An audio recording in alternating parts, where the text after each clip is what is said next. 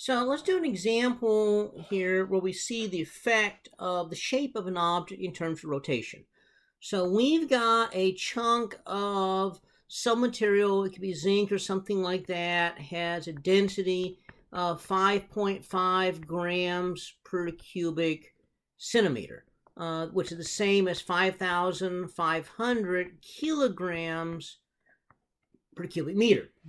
And I can fabricate this stuff. I can melt it down and fabricate it into two different substances. I mean, two different shapes.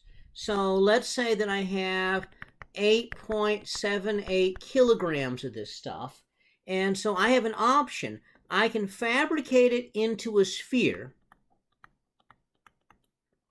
and the sphere has a radius of 7.25 centimeters. The same material I could put into a cylinder.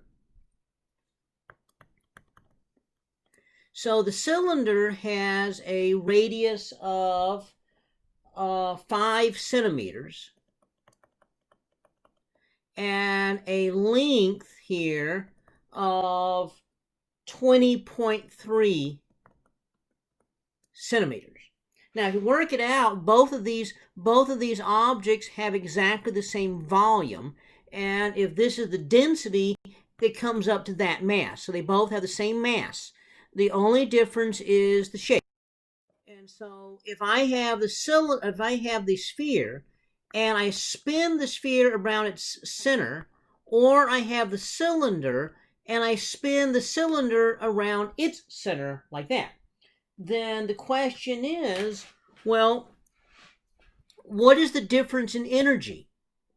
Okay, so we know that the kinetic energy is 1/2 I omega squared.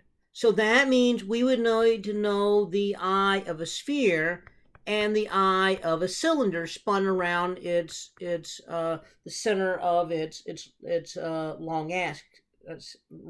Spin around the center of the thing, perpendicular to the long axis. Okay, well, how do we find the moment of inertia of a sphere or of a cylinder? We have two ways of doing that. We have the easy way and the hard way. The hard way is actually doing the triple integral rho r squared dx dy dz. Nobody wants to do that. Okay, so let's do this the simple way. Let's look it up. Okay, so if you look it up, the moment of inertia of a sphere is 2/5 mr squared. The moment of inertia of a cylinder like this is 1/2 mr squared plus 1/12 ml squared. Okay. All right.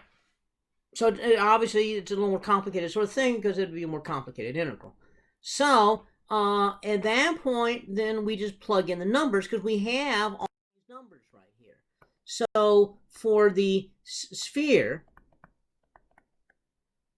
I is 2/5 mr squared, and so that comes out to be 0.0185 kilogram meter squared. Now remember, we got to put everything into the right units. For the cylinder here,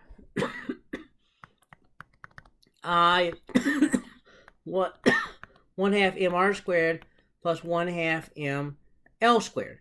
So if I plug in those numbers, that comes out to be 0.0411 kilogram meter squared.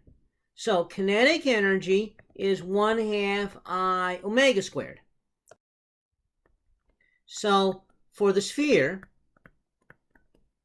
kinetic energy be 1/2 I omega squared. Okay, for this, it's going to be equal to 1/2 I omega squared. So we need to know what omega is. So I'm going to say, let's let both of them spin at 15.5 radians per second.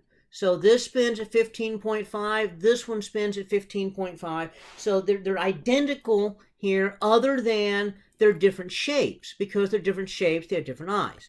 So if you plug in the numbers, what you get is that for the sphere, it's 2.22 joules. But for the cylinder, it's 4.94 joules. So it makes a huge difference which orientation you have here, because this is a big difference here. This is almost double the kinetic energy to make the same mass material move if it is shaped as this cylinder like this than if you put it all into a sphere. And so that makes this something to think about. Again, for mechanical engineers, you're designing something, and you have to realize that the layout of it, the way that you orient the mass, has a substantial difference in terms of the energy of the rotation. Well, let's consider something else here. We had this cylinder rotating like that. But what if I were rotating the cylinder like that? In other words, I put the axis of rotation down the long axis. Instead of the axis of rotation perpendicular to the long axis, what if it's along the long axis? Does that change anything? Okay.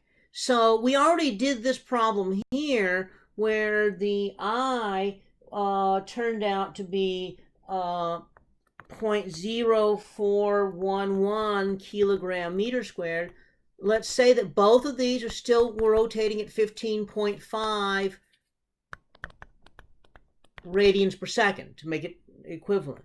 So this K, 1/2 I omega squared, the kinetic energy before was 4.94 joules. So now let's consider on the right here. Well, on the right, it turns out that if you're looking at down the axis of this thing, you don't actually see how long it is. So the I, the moment of inertia, is going to be the same as for a disk. Okay. Because the depth of the disk doesn't matter, because it turns out that I is just 1/2 mr squared for a disk. Well, there's no length or L or anything in this equation, so it can be like this, so it can be a long cylinder also. So that means that the I is just going to be 1/2 mr squared. Well, we have the m from before. That's 8.78 kilograms. The r is going to be the 5 centimeters, so 0.05 meters squared. And so the I now comes out to be 0.0110 kilogram meter squared. So the kinetic energy, 1/2 I omega squared, is now going to be 1.32 joules.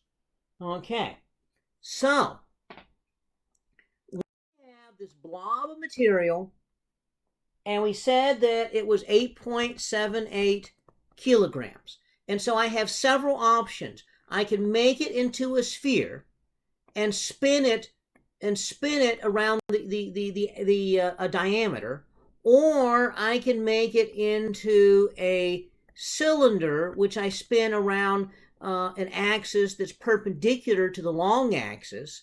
So it's through a diameter through the thing. So it's still through a diameter, but it's a diameter across the cylinder. Or I can have this in a cylinder here, and I spin it this way through the long axis. And what we found was that this is all the same. It's all the same mass. It's all the same material, and we just fabricate it into different shapes, and we found that it takes 2.22 joules to do it like that. It takes 4.94 joules to do it like this, and it took 1.32 joules to do that. Okay, so again, this points out that how you orient the mass has a huge effect on these rotational dynamics.